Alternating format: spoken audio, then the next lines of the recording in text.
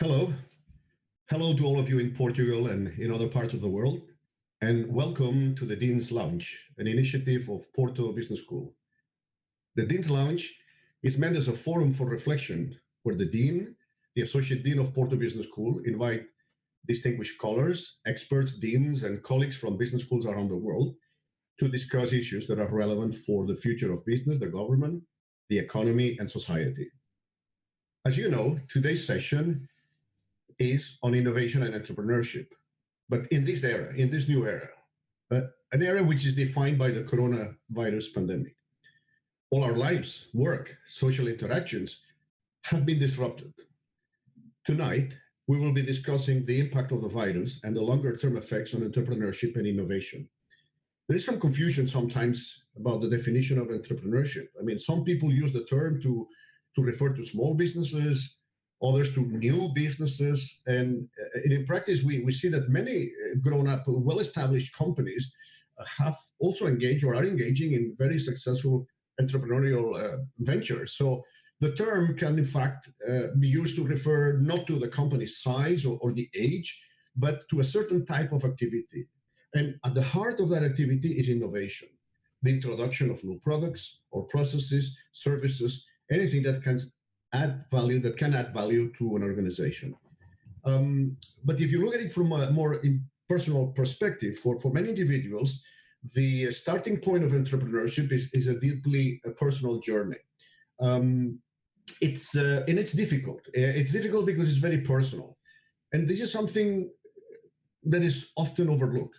There are myths about Silicon Valley, startups, which romanticizes entrepreneurship and glorify risk-taking with slogans about embrace failure and so forth, but rarely, if ever, the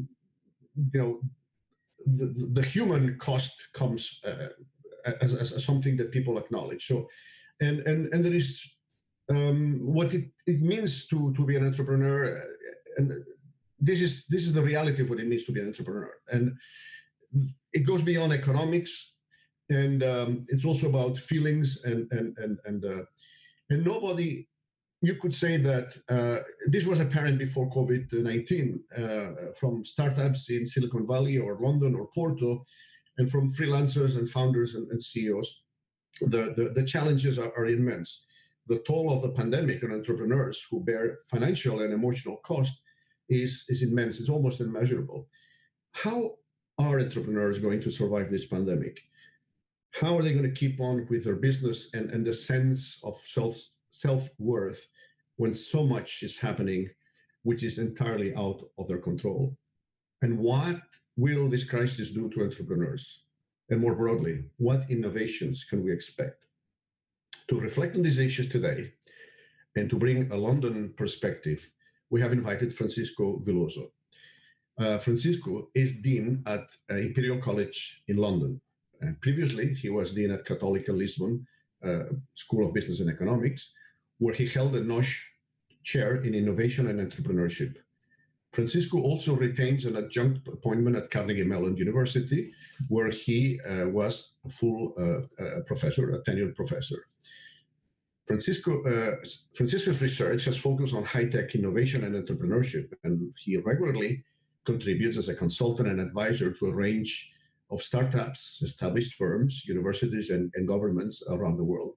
He's currently a member of RISE, or Research, Innovation, and Science Experts, which is a high-level advisory board to Carlos Moedas, the European Commissioner. Francisco has a PhD in Technology, Management, and Policy from MIT, as well as a master's in Technology Management and an undergraduate degree, a bachelor's degree in Physics, and an engineering degree from the University of Lisbon. So hello, Francisco, and welcome to the Dean's Lounge of Porto Business School. Thank you very much for the invitation. It's a pleasure to be here with you today. Thank you. So before we start with the topic of the conversation, well, why don't you tell us a little bit about yourself? I know that you moved from Lisbon, where we interacted several times, and then you moved to London. So this is a major change in anybody's life, right? What can you tell us a little bit about this change? What has it meant to you personally and professional, and what are the things that you like or the things that you dislike about London as compared to Portugal? And do you miss Portugal after all? Thank you. Well, I'd done quite a bit of change already, having moved from Portugal to the US and a couple of different places in the US and then back to Portugal again. I guess what was different this time is from the previous ones that when I moved back to London now, this last time I moved with the entire family, and that of course creates an additional set of challenges that you have to overcome, to organize the entire family and to make them feel comfortable in a new environment. And so that's what happens, I think, with all the people that we know that move and move with the families. And so the beginning, like everything else, is adapting to something completely new. I mean, in some senses, I was, the UK, London, Imperial, everything was new for me. I did not know the institution. I did not know the city, besides, just as an acquaintance, just as much as I know about Porto Business School or what I know about Porto probably is more than I knew about London, because of course I visited Porto many more times than I had to visit London when I moved to London. And so the beginning has been an adjustment to those contexts, understanding the city, making sure that the family is feeling comfortable and that they all feel that this was something that made sense and that is working for the entire family. And of course, learning about a new institution, not only the business school itself, but the business school is part of Imperial College London, which is a very large institution. We're also the more junior of the part of Imperial. I mean, Imperial is a very tech university with only 4 different faculties, business, natural sciences, engineering, and medicine. And so in that sense is a relatively narrow, but within that scope is quite large. There's 17,000 students in the university, and the deans play an important role in the governance of the university as well. And so it has been adapting and basically thinking about the future of the business school and contributing to the development of the university as well. And I think that things have been going quite well in the sense of the school is doing very well. We've been growing, hiring, climbing in the rankings, getting more recognition, having impact through our work, and then of course us, like everybody else, got hit with the pandemic, and we're all kind of like adjusting to this new context. And that also means that for a lot of us, including myself, we're working from home, which has become the normal for the last few weeks. But I mean, I've been enjoying a lot of my time. And London is an amazing city with a lot to offer, and not just for me, but for the entire family. And I think the school has been going very well. But I do miss Portugal. I miss my friends, my family. My extended family is all in Portugal. I'm the only straddled sheep of the family. They all live, relatively close to Lisbon, and of course I miss the sun, because you don't move to London because of the weather. That's very clear, and you do feel it. I mean, it is mostly an overcast, but I guess I get good training for living in Pittsburgh for 10 years, because in some senses the weather in London is not that different from the weather in Pittsburgh, and actually Pittsburgh is much colder in the winter. So I got a good training for what I was up to when I moved here. But I'm enjoying a lot what my experience. Excellent. So I mean, given your background in technology and technology management, it sounds like you're in the right ecosystem. And that's one advantage of being in a large university where you have not just a business school like the standalone business school like London Business School, for example, or INSEAD. You can take advantage of the broader university environment out there. In my introduction, I was referring about a little bit confusion that sometimes people have between entrepreneurship and innovation, startups, SMEs. And so you've been a professor of innovation and entrepreneurship. Why don't you help us understand a little bit, or what is your own definition, if I may put it in those terms? You've been teaching about these things. How do you explain, or how do you make the distinction and the relationship between these two terms, innovation and entrepreneurship? Yes. I mean, I think they're kind of like the yin and the yang. They're interconnected in many different ways. I mean, I think that on a kind of a more if we take it back to principles, the innovation is an innovation occurs every time you bring something new to the market, and that is something that is associated with the notion of innovation. So innovation is a broader context that talks about, every time you have an activity of trying to bring something, a new product, a new business model, a new service, even a new process that incorporates a new product. That's all part of the innovation, and it's also a process, right? I mean, we think about innovation as something that has several steps because of that until you kind of become successful. And successful innovation is precisely that notion that basically brings something to the market. I mean, entrepreneurship can be thought of in two dimensions. One, you can think about it from the point of view of the way that we interpreted it, and we usually use this term, which is the notion of a new firm. So while innovation, you can have it in many different contexts, an existing firm, or even a startup can launch new products and innovate very continuously. When we talk about entrepreneurship, we talk about somebody that takes an idea and basically starts a new initiative, and usually a new for-profit initiative, although we can have social entrepreneurship, for example, which is to think about something that it's still a new endeavor, so therefore a new organization that is created and that has a new function, a new product or service that's trying to put out, but that is, you can have also thinking about entrepreneurship from the point of view of the entrepreneur, which is then becomes a little bit broader. Why? Because if you think about the entrepreneur from the point of view of the individual or the team, then it's a little bit more about an attitude, a spirit, a dynamic. And so you can have very entrepreneurial people, for example, in a very large established organization. And these are the people that tend to come up with the new ideas and drive with it. And even if you see many definitions of innovation, for example, some of the most well-known from Peter Drucker's, they talk about the entrepreneur. And the reason is because even in an existing organization, if you want to create something that's new, you have to go against established systems, processes, and that requires somebody to drive that, a team or a person. And that we often refer to these people as entrepreneurial people. So I think it depends a little bit on the context, and it's okay to use it in different contexts as long as we are all aware of why are we using that term and for what purpose, whether it's innovation or entrepreneurship. That's fine. So we can talk a little bit about both. We can talk tonight, about innovations in general, and then about entrepreneurs and startups in particular, and how they have been affected by the pandemic. But if we look at innovation first, we all have heard this saying of necessity is the mother of innovation, when we talk about sources of innovation.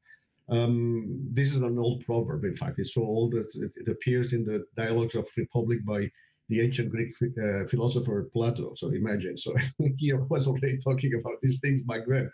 So anyway, so it actually means that when the need is something that is imperative, we are forced to find ways to achieve it in very quickly. And so at this time, nothing is more needed than the vaccine for the virus. In fact, people are in desperate need for one, and we are seeing frantic efforts around the world to find a vaccine or a cure for COVID-19.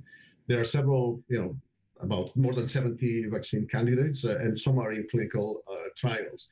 In fact, this morning, I heard that AstraZeneca and the University of Oxford announced, the university was already busy working on the vaccine, but they announced a partnership. They're teaming up to develop and manufacture the vaccine with the aim of building capacity to more than 100 million doses, right, by the end of the year, if the tests are successful, of course. And another pharmaceutical company that I follow closely, Sanofi, has also been working on the vaccine as well as a potential treatment and a home diagnostic test. And 2 weeks ago, they also partnered with another company, in this case, a giant, GlaxoSmithKline, and they announced the collaboration for developing the vaccine using the innovative technologies from both companies. And normally, it would take years to build the manufacturing capacity. See, the problem is not only, as we know, to come up with a vaccine, but also to build it, to manufacture it in such a scale that it can be distributed quickly to the world, in fact. But the world cannot wait years for manufacturers to be built. So And the reason I'm telling that story is it's a story of innovation in a certain way. And I want to go back to the points we were making, right? So, and to address this problem of manufacturing, the company is already looking, even before the vaccine has been developed, at how they can use the existing manufacturing space by stopping production and retrofitting existing facilities to produce hundreds of millions of vaccine. But there was something interesting. Before the COVID outbreak, Sanofi had already been working with the Biomedical Advanced Research and Development Authority in the US, called, or BARDA, if you lose the acronym, which is part of the US Department of Health and Human Services. And they were working to develop manufacturing capacity in preparation for a potential flu pandemic at the time. So this was a PPP, a public-private partnership, in which BARDA was paying Sanofi to build manufacturing capacity. And this may well be a model for the rest of the world, because normally vaccine manufacturers will only build capacity to meet demand. But you have to convince them to create excess capacity in times in which that capacity is not needed. So the government pays because pharmaceutical companies may actually never use it. And that's a big question mark, how this, how government and manufacturers will keep the facilities in operation when in fact there is no pandemic.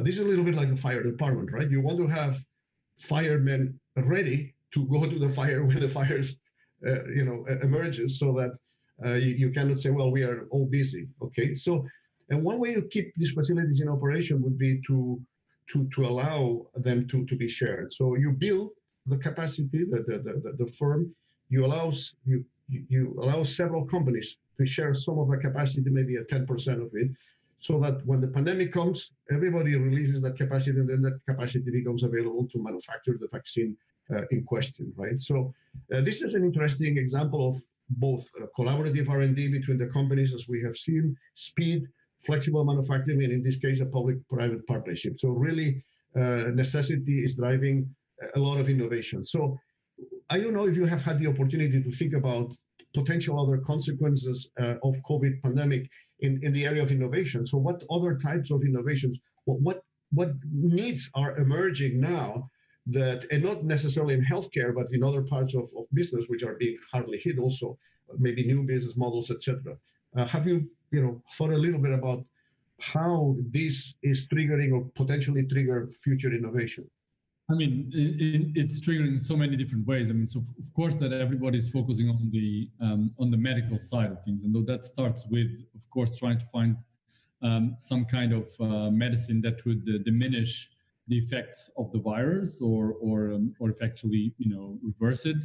But and we've heard about the last couple of days some potential retrovirus that may do something of that. Still early times.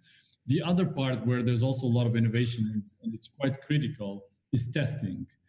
Because until we have a vaccine available or a treatment, it's very clear that one of the things that we need to be doing is testing.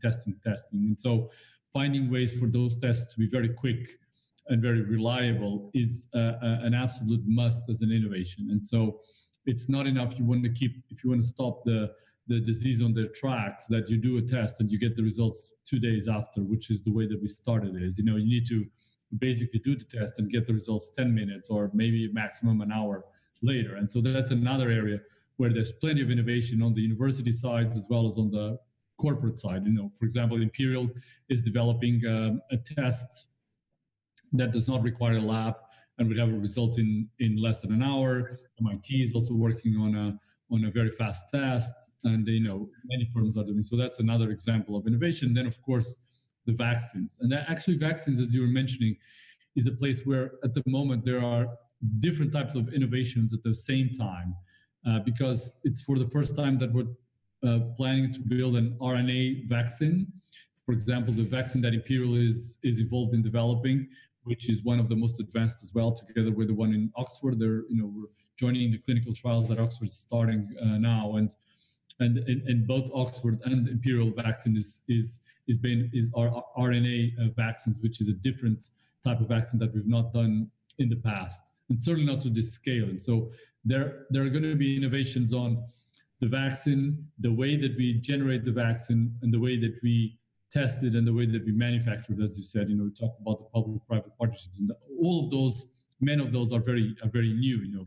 We know that Bill Gates is putting many millions of dollars behind building up capacity as well, because of what's going to be needed to manufacture this. Because as you rightly said, it's not just about getting the vaccine. You need to produce billions of it if you're going to basically inoculate everybody around the world. And so that's a pretty big challenge. But innovations are not going to be stopping there, because it's launching a variety of other innovations. So, for example, one area that there's been a lot of interesting innovations is the area of fintech. So fintech is an area that has been emerging over the last few years. So using digital solutions to provide financial solutions to businesses and people in this time where of course a lot of businesses are suffering very dramatically the impacts of the COVID because of the lack of demand. They're in need of cash. And so we're seeing a lot of firms, basically propping up products and services to basically cater to this demand that exists at the moment. So that's another example of innovations that are taking place very rapidly. And firms are also pivoting and changing their business models, especially on the startups. They may would have had a different business model by the way that they were commercializing their products, and now they have to do it through a digital mechanism, a digital channel, for example, and that is maybe quite new. But then there's also, much more, down to earth, let's put it, innovations that can still be very valuable. So one idea is that has been emerging is this idea of, for example, a lot of open source innovations that have emerged. For example, ventilators. As we know, one of the big limitations that have happened around the world is not enough ventilators for the people that go into intensive cares and need to be ventilated because of the attack that the virus does on the lungs. And we've had many different groups around the world producing open source designs for ventilators. And so, for example, there's one that came out of Imperial, there's one that came out of MIT, there's one that came out of Portugal, and Portuguese institutions that have also developed an open source ventilator that people can just manufacture using simple parts. So this is another example how you have innovation that's both a new product, a new way to assemble, and it's even an open innovation kind of concept. So another example. The final one is precisely this notion of both finding solutions and sharing solutions using digital tools and using people's inventions, capability, even individually or in small groups.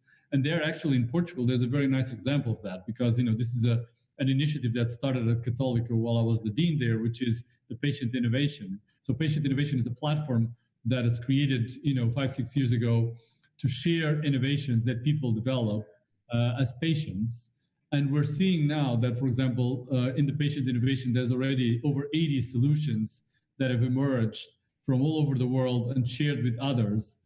Anything from the ventilator that I just mentioned to a way to open doors without using hands because you're afraid to, basically get infected if you try to touch a doorknob, to things that you can sanitize your hands and wash your hands without being connected to a regular sink. So many different innovations that are all now being shared through this platform. So you can see that actually the COVID is a huge source. I mean, it's of course a terrible virus that's affecting the entire world, and that's why we're doing this from our own homes. And we should never forget how terrible and how impactful the virus is on people's livelihoods. But at the same time, it has been an immense driver of innovation in all sorts of different areas. And we could continue this conversation to just describe examples that are emerging, because there are many that are all over the place. Yes, I'm sure. In fact, I recall that the Tech COVID-19 is also an initiative from one of our alumnus, Philippe Avila. But anyway, just so I think we're all in one way or another contributing to this new world. Let's focus a little bit maybe on the startups, which you could think that being young companies are perhaps the most vulnerable. When it comes to impacts of COVID on business, and maybe we should talk a little bit, how do startups compare with grown-up businesses? Are there, I mean, I've seen conflicting evidence. In some cases, smaller companies are doing better, in others are doing very bad, of course. To some extent, it will depend on the industries that they are serving. If these industries, I mean, if you are a supplier for Airbus, of course, you're going to have a bad time no matter what, because, but you are also a specialist more on tech. And as you were saying, digital and technology seems to, at least in my mind, to be more immune, if I can use that word, than others. What are your thoughts on that? Well, it depends a lot on, as you were saying, on the sectors that you are. So it's not, even if you're in the tech sector. I mean, if you're selling to restaurants, then you're not going to have a business. So Open Table is closed for business as we talk, because it's, of course, people are not reserving restaurants, and so even if it's a completely digital business.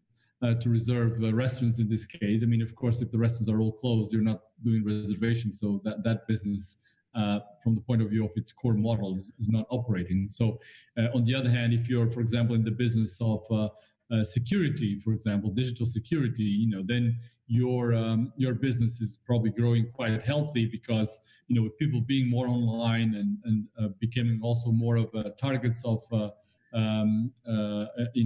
hackers and others, there's a huge business that's growing, and you need to be able to provide that digitally. So it will depend a lot on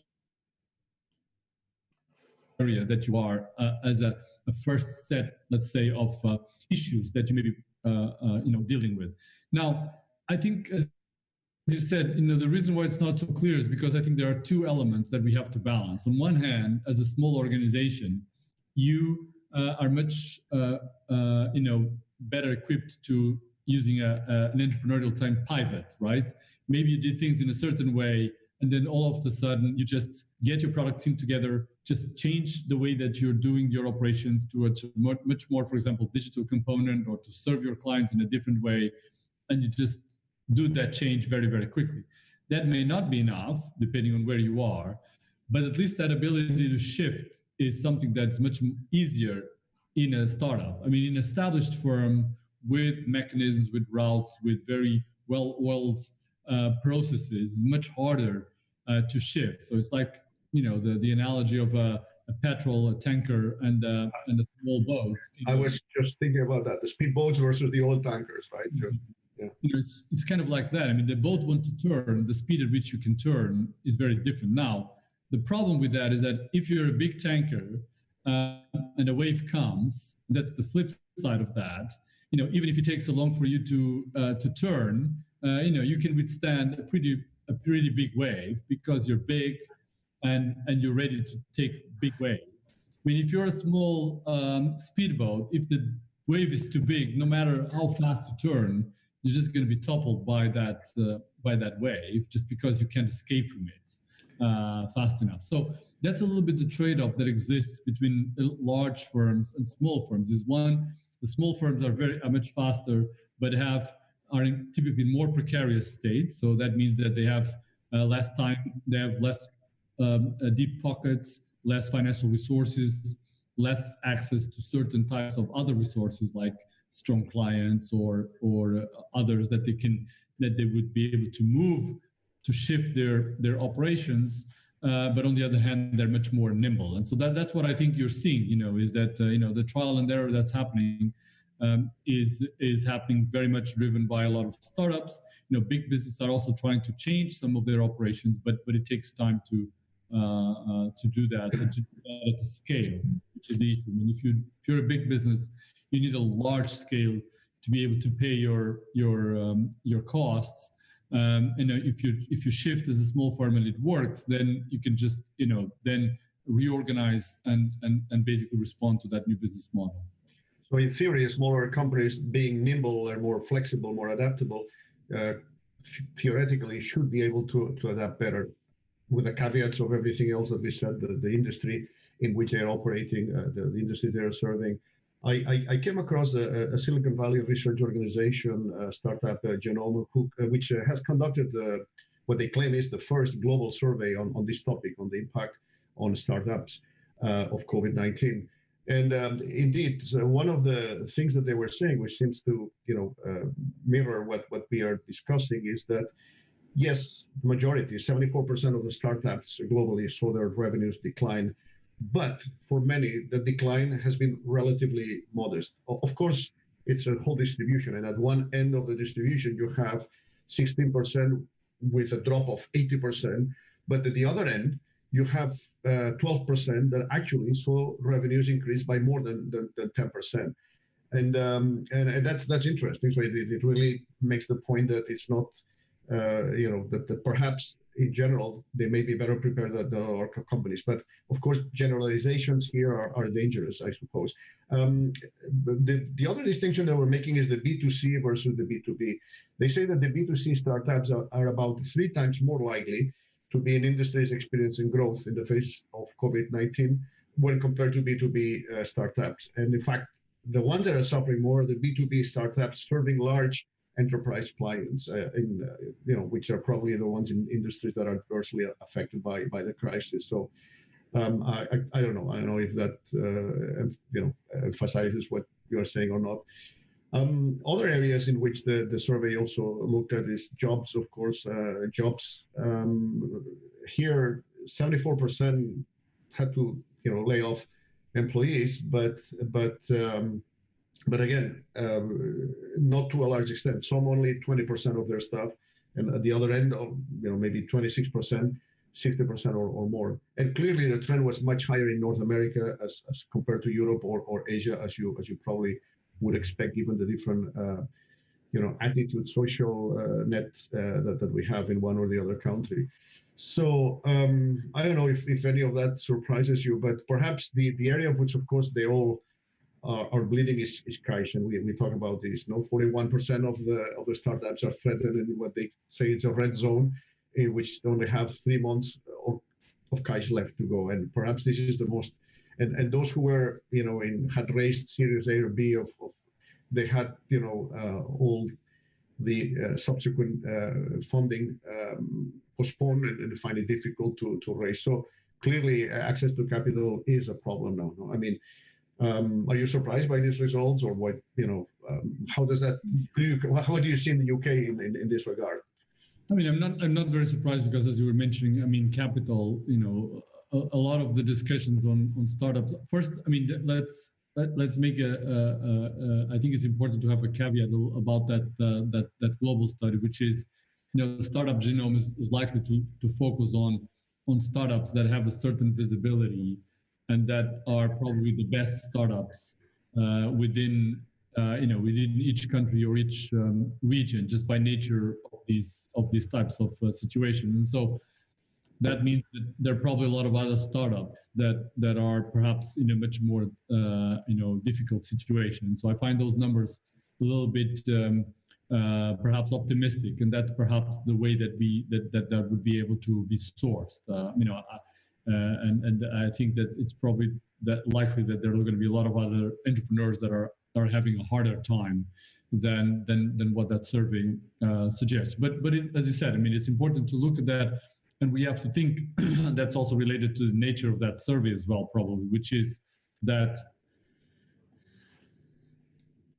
is probably associated with startups that are themselves exploring opportunities on the digital space. I mean, that's one of the areas that we've seen more growth over the last few years, is startups that are proposing new business models that take advantage of the developmental, mobile, social, digital. Therefore, when you compare that to other startups or other firms, they're more likely to be able to navigate this environment that still allows the social business, the digital business to operate.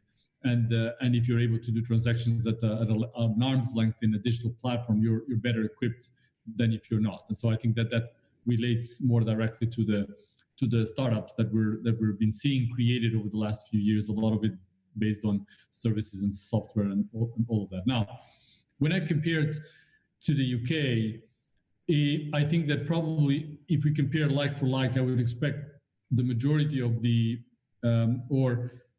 typical startups in the UK environment to be faring not as bad, let's put it this way, or better compared to a lot of other places around the world. And the reason is just because the UK is typically an environment where the companies tend to have better access to capital and more support. So that means that they usually have a little bit deeper pockets compared to firms elsewhere. That's why you have bigger presence of high capitalized firms and the amount of venture capital that exists in the UK. Of course, in the US, it's even much bigger, but outside of the US, the UK is the more sophisticated venture capital environment, and therefore you would expect that compared with the rest that these firms would be better equipped. And you see that also a little bit in the numbers because, in a kind of a similar question that was asked here in the UK by a London venture capital firm that did basically 200 UK startups, and basically 40% of them kind of responded that they had about a year of cash. So that is a way for us to realize that they're probably better capitalized, which means that they're still feeling the pressure. That's not what I meant, that they would not be feeling the pressure, but they just may have slightly better support for navigating this difficulty that you have here. And also, in particular, if you think that London, within the UK environment, a very disproportionate amount of startups, especially the most successful, are based in London. And one of the areas that London has been very successful on is precisely in all the things that relate to services over digital platforms. So, for example, Fintech. London is a major hub together with New York for Fintech firms, and that's exactly one of the areas where several firms are trying to find a way, and some are being successful in leveraging the need for cash to try to prop up their business model. So when you think about the UK, and if you especially link the fact that the UK is very highly influenced by London, you would expect that they're suffering, but they're probably suffering less than many other startups in other parts of the world, including Portugal, of course. Yes, this crisis is, from an economic point of view, is not like the previous one. Obviously, it was not, a problem with the financial system as such. It's really a problem with all the economy. I mean, for all the companies, and a crisis of liquidity at this stage. So, if we look at government policies, policymakers all over the world have been working around the clock to support the economy during the pandemic, and in different ways, right? So. That survey that we were talking about before, they asked an interesting question to the executives. They were asking, so what, in your opinion, are the most helpful policy responses that you would like to see for your businesses? And in order of preference, the number one, not surprisingly, was grants to preserve company liquidity. So that was majority. The second one was instruments to boost investment. The third one, support to protect employees, like payroll, supplementation grants, as we have seen in Portugal and other places, and lastly, loans to preserve company liquidity. So grants first, loans last, of course. So, but anyway, so in the Portuguese government has also launched a number of initiatives. I do not know if you're familiar with some of those or not, but what do you think? Is this are these measures enough? Are they appropriate? What is, in comparison what the UK is doing? What is your assessment? I mean, I think it's important to just take a step back and understand why supporting the startups is why startups need to have a particular package to support them. Because typically, I mean, the requirements or the need that you highlighted is not so different from what you would find in other businesses. So certainly, if you talk the average hairdresser around the corner that it's closed, and you ask them what they need, and they would say some kind of money to try to preserve some kind of liquidity to do it. The difficulty that exists is that often the startups don't meet what you would require as typical financial covenants, right? I mean, the same reason why a bank does not want to lend to a startup, and the startups go to venture capitalists in particular, or other sources of capital, is because they are at the beginning, not liquid. They're investing a lot of money. They don't have revenue, or they don't have enough revenue to pay for their costs, and so they're unbalanced. And so what tends to happen, which is, when the governments put up these general packages to support businesses in these types of situations, they put some covenant requirements about they want to support firms that were viable before. They don't want to support firms that were already bankrupt before COVID, right? So that ends up often affecting the startups, because if you look through the financial measures that you would typically use to assess a normal operating running firm, they don't meet those, right? So then that's why you go back to venture capital and you have to find a different way. And that tends to be mediated by the venture capitalists themselves, which are the ones that are putting skin in the game. And so you're seeing that a lot of the mechanisms that are emerging, both in the UK and in Portugal, use the venture capitalists that are investing in that firms and try to provide, for example, matching funds to support them, or instruments that could then be converted into capital for loans to be paid back, to precisely go through this capital mechanism and to recognize the particularities of the startup environment. And that's true for both the UK and Portugal. I mean, Portugal has a set of different tiers. The process seems a little bit more complex for small grants and bigger grants in terms of the things that are available for startups. In the UK, they tend to be, they launched an important support to basically match up funds through the investors, so that they could beef up the capital structure of the firms and therefore allow the firms to have more cash to continue on. And then they're also beefing up the amount of R&D funds for the firms that are investing in new products, continue to have a way to access those grants to continue to be successful. And so those are some of the evolutions on that regard. In Portugal, there are something that's related to small grants, and so basically there's the support to the minimum wage, which is exactly to go around that limitation because of the typical firm requirements to have access to minimum wage. And then there's some vouchers, and then some mezzanine funds, from the 50 to 100,000 euros, and then a bigger fund for bigger firms. And so they may, from what I saw on the Portuguese scheme, I'm a little bit afraid of what exists in the middle ground between the firms that are not yet quite at the beginning and those that are a little bit further along. There may be a little bit of a gap there, but I'm not following things with a lot of detail to know whether that's been plugged or not, compared to what I see in the UK system that I think is probably a little more uniform and more flexible.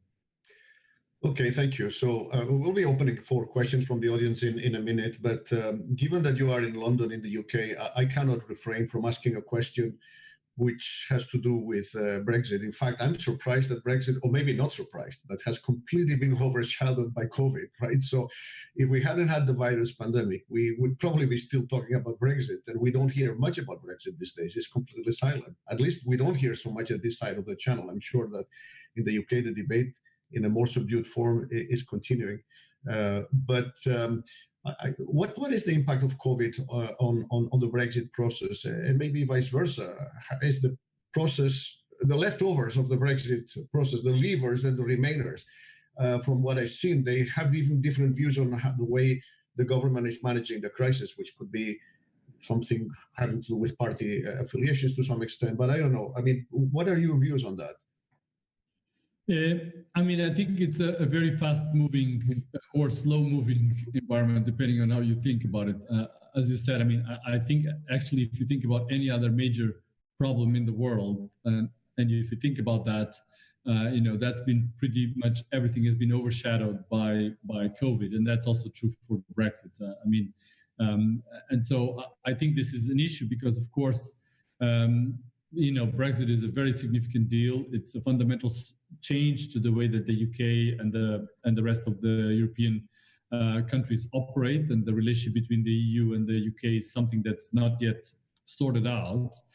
And so it was already difficult before because of limited time and limited resources, with very significant limitations on the amount of resources you can deploy because of everybody working from home, and the need to, of course, tend to the COVID pressing needs, which are just like literally life-threatening.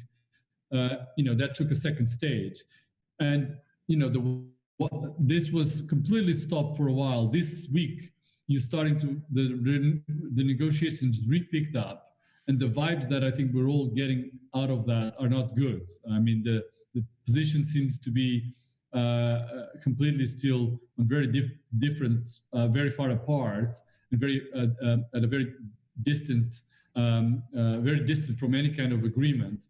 And so I'm very worried about that, because it could be an additional car crash for the UK, of course, also for other parts of Europe.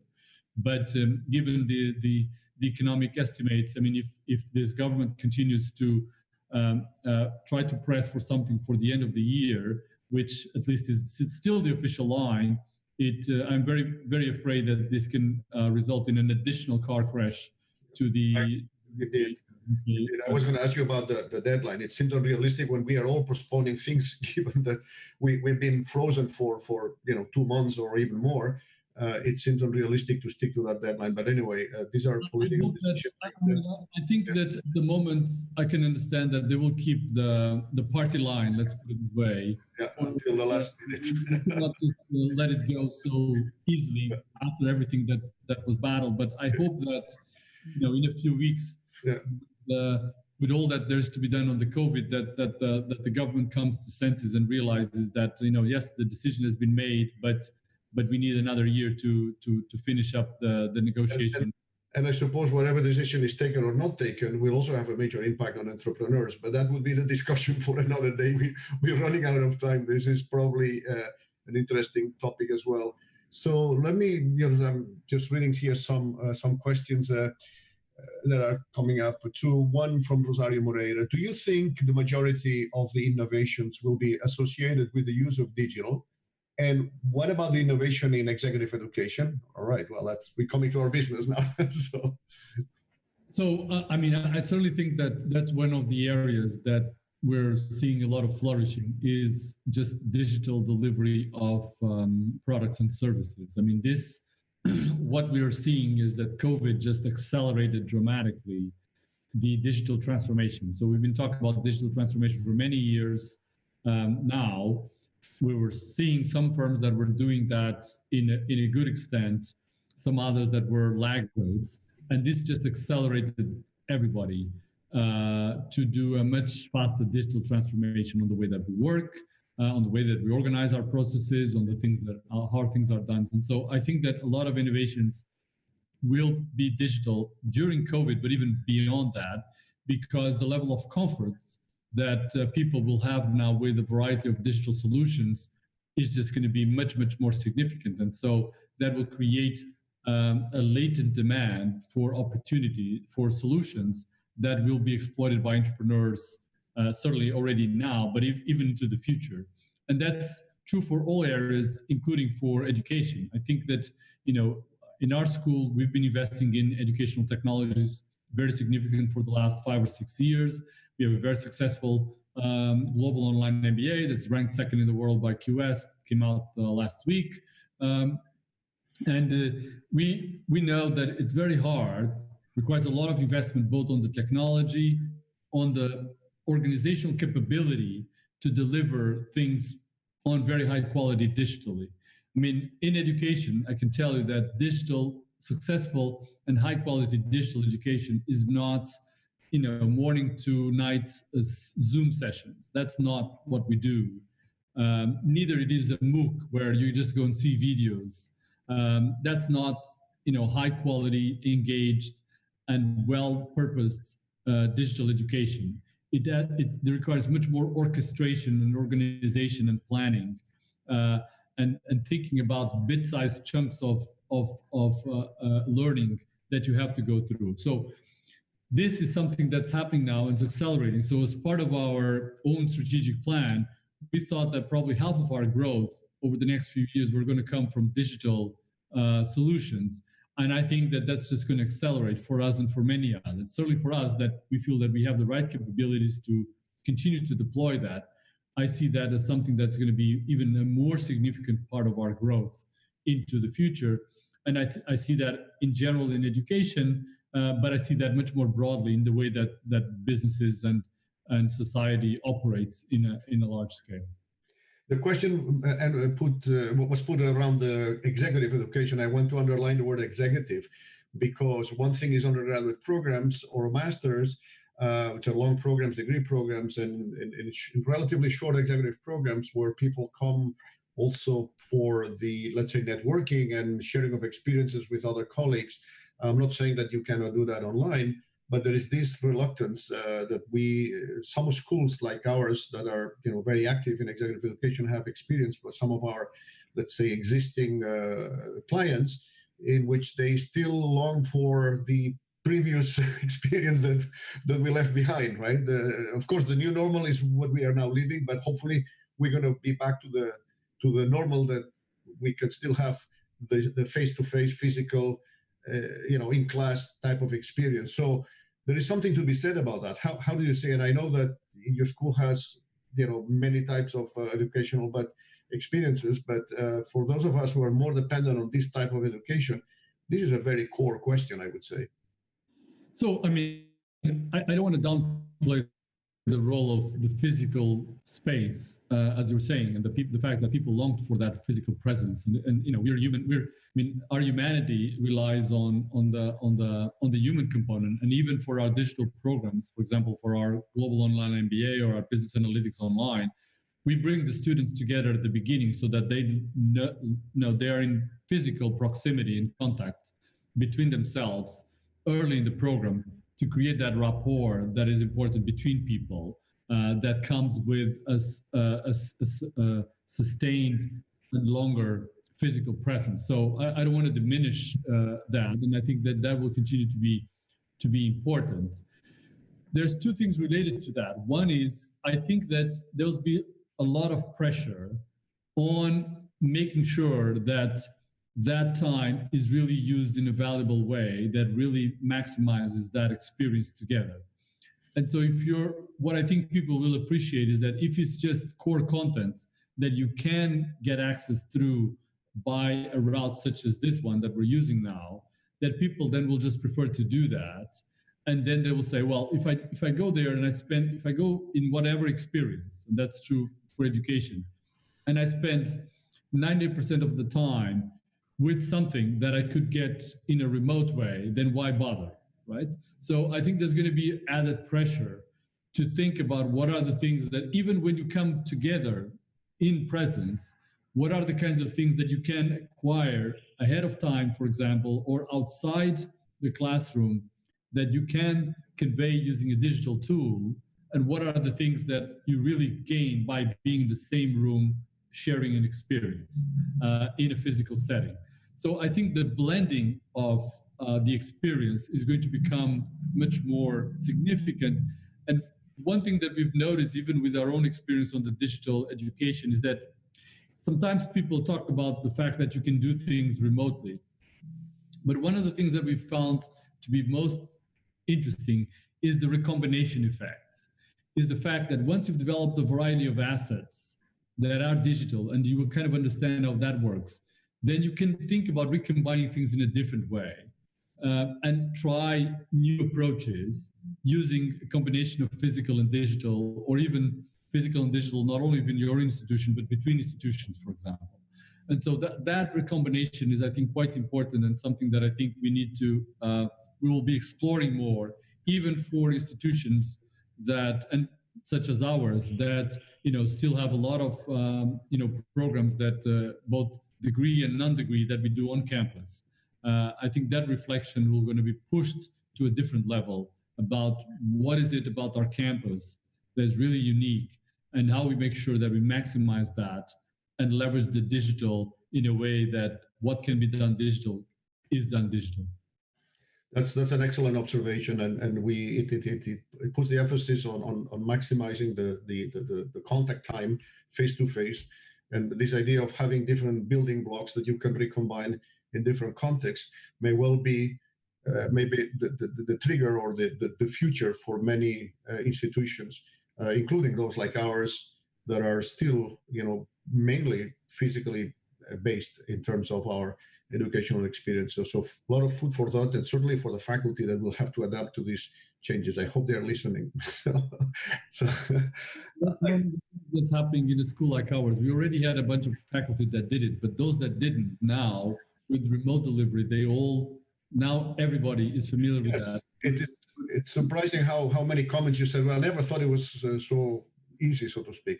Let me go back to two more questions that I see here. One is from Rui. How do you believe that the relationships between big corporations and startups will evolve in these days? Do you foresee an important M&A movement, mergers and acquisitions from big corps to startups? So I think the route of having established corporations snatching up smaller startups is always been an important part of the way that the startup kind of dynamic evolves. I mean, we think about, there is always the prototypical startup idea that you do a startup, it's very successful, and you do an IPO, but that tends not to be the norm. I mean, the norm is to have a startup that's bought up by a bigger firm because it fits the business model of that firm in one way or the other. And so that's already been present, but I think that some of that will probably accelerate because the same pressure that we were discussing about firms having to be more comfortable with digital and having now to adapt and innovate on the digital space at a faster speed means that they will try to look around and see if that perhaps there's something that an existing startup is already doing quite well. And because speed is quite important, it's going to be just better to just acquire that firm and bring it into and adapt the technology into the operations rather than try to develop internally.